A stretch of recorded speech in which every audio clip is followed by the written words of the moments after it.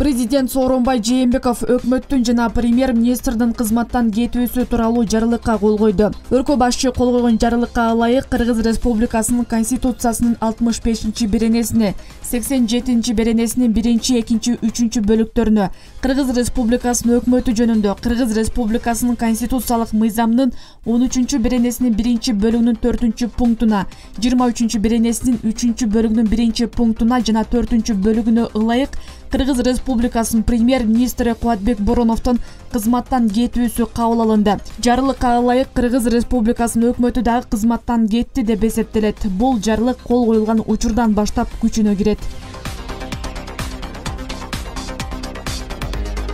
Өлкө башчы Сооронбай Жээнбеков кол койгон жарлыкка ылайык Кыргыз Республикасынын Конституциясынын 64-беренесинин 4 бөлүгүнүн 2 пунктуна ылайык Опунбаев Орозбек Найманович Кыргыз Республикасынын улуттук коопсуздук мамлекеттик комитетинин төрагасы кызматынан бошотулду.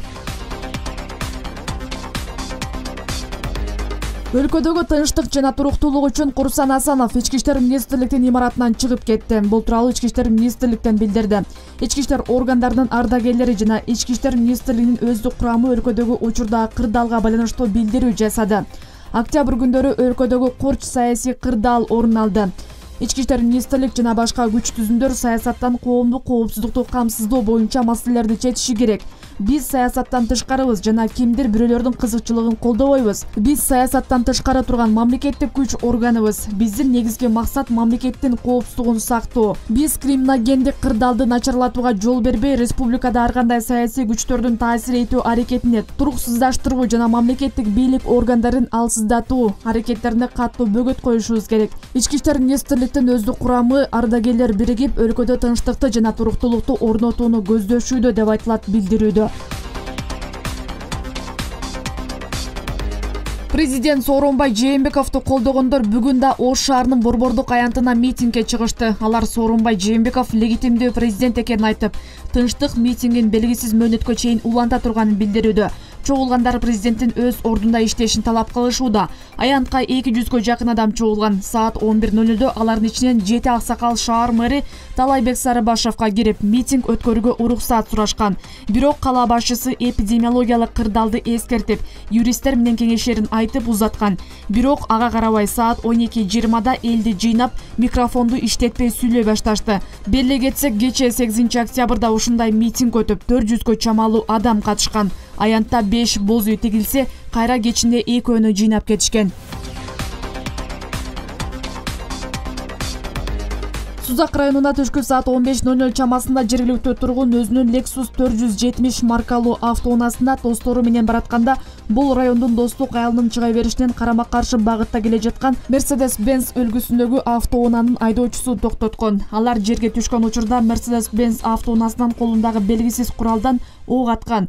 Маалыматты Жалал Абад облустук ички иштер башкармалыгынын басма-сөз кызматы тастыктады. Натыйжада окуядан 1 адам жарадар болуп, Сузак райондук ооруканасынын 1 медициналык жардам алган.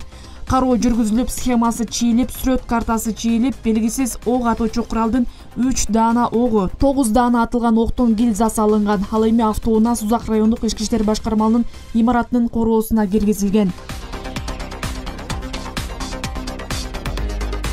Республика ата мекен бир бол реформа партияларынын лидерлери өлкөдөгү акыркы кырдаалды жөнгө салуу үчүн акыркы үмүт деп аталган бирдиктүү меморандум кабыл алышканын жарыялады. Ага ылайык Өмүрбек Бабановду премьер-министрликке, Тилек Токтогазиевди биринчи вице-премьер-министрликке көрсөтүп жатышат. Өмүрбек Бабанов журналисттердин суроолоруна жооп берип жатып, легитимдүү түрдө шайлоо аркылуу бийликке келүү туура болорун белгиледи. Күч көрсөтпөй, бандиттерди аралаштырбай, легитимдүү парламентти коркутпай, ачык айкын шайлоо өтсүн. Ошонун негизинде шайланган адамды биз жарыялайлы. 30-40 депутатты камап туруп шайланып алган болбойт деди. Адилеттүүлүк, тазалык каяка кетти? Садыр Жапаровго, Камчыбек Ташиевке айтар элем, бүгүнкү абалды курчутпай, парламентке депутаттарды топтойлу. Шайлоону мыйзамдуу өткөрөлү, дейт Бабанов. Жогорку кеңештин депутаты Жанар Акаев Мыктыбек Абдылдаев менен Садыр Жапаровдун дайындалышы легитимдүү эмес экенин билдирди.